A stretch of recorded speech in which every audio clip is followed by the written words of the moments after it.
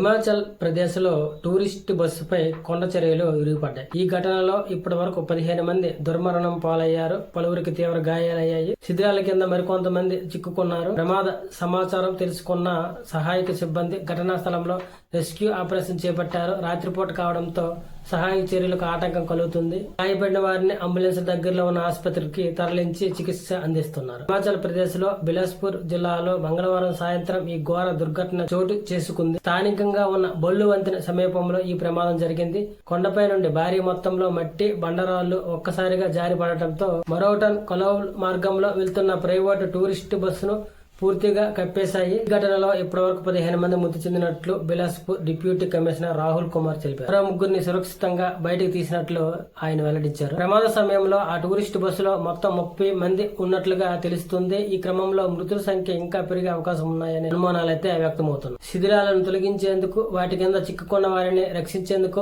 ముమ్మరంగా సహాయక చర్యలు కొనసాగుతున్నాయి.